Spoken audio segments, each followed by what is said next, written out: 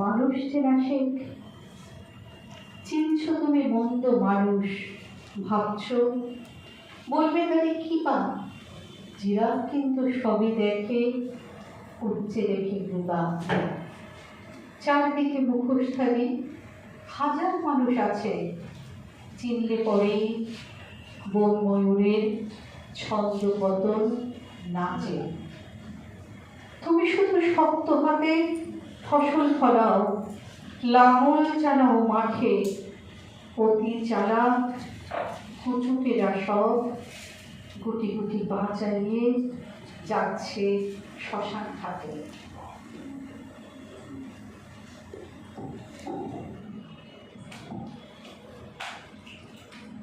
পরের কবিতা যুদ্ধচর কাব্যতন্ত্রে। মিলটা বলিয়ে দিই। প্রথমে বলছি যে কুচক্রি, এখন তো চারিদিকে আমাদের সেটা চোখে আঙুল দিয়ে আর দেখাতে হচ্ছে না। আর পরের কবিতাটা ক্রান্তদর্শী মেঘ কেন বেছেছি বলি। ক্রান্তদর্শী মানে আপনারা হয়তো বেশি জানেন আমার থেকে, মানে যিনি যে কবি ভবিষ্যৎ দেখতে পান তাকে ক্রান্তদর্শী বলা হয়, তাই তো জানতো? তো ক্রান্তদর্শী মেঘ, ও হয়তো জানতো এরকম পরিবেশ পরিস্থিতি হবে, সেই জন্যই কিংবা ওর বই উদ্বোধন করতে অদিতি আসবে, জানতো কিনা জানি না, কিন্তু তার উল্লেখটা রয়েছে এই কবিতায়। ক্রান্তদর্শী মেঘ, হে মেঘ, হে ক্রান্তদর্শী মেঘ, আর একটু সরল হও, আর কত উত্তাপ চাই বলো। আবার সোনার ফসল ফলানো মৃত্তিকা যায়, তুমি বর্ষণ হয়ে ঝরো, তরল হয়ে গরল নাশ করো।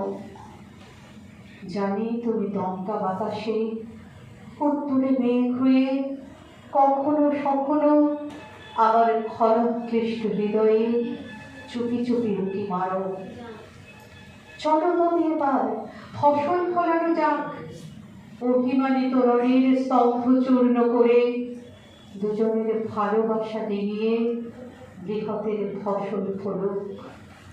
ঝরুক তোমার হৃদয় স্পর্শী তরল বর্ষা অদিতির বুকে, পদদলিত ঘাসের ফুল শুনুক, মৌমাছির গুঞ্জন শুনুক।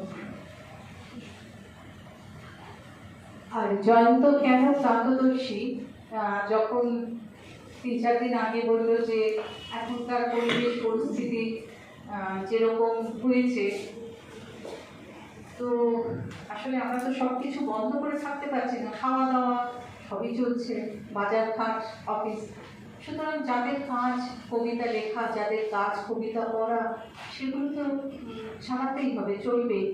সব কি আর কবি বা আবৃত্তিকারদের উপর করলে তো চলবে না, বা যারা সঙ্গীত শিল্পী।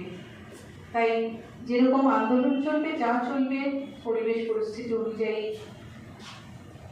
সেরকম কবিতা পাঠও চলবে, কবিতা রচনাও চলবে। কিন্তু এই সুবিধাবাদের মানে অস্থির সময়ে কিছু লোক সুবিধাবাদী থাকে, তাদের নিয়ে কবিতা কি করে ক্রান্তদর্শী বলে বোধহয় জয়ন্ত লিখতে পেরেছিল। সাধারণের নীরবতায় যোগ্যতমের ঊর্ধ্বতন হবে সেটা জানি, ইতিহাস দেখে প্রকৃতির সুরে এই কথাটাই মানি। সব জেনে বুঝে হাজার লক্ষ স্বার্থলোভী জঘন্য নির্বাক, মনুষ্যত্ব গুড়িয়ে গেছে, মেধার গল্প হারিয়ে গেছে, পশুত্বের আর নেই কোনো রাগঠাক।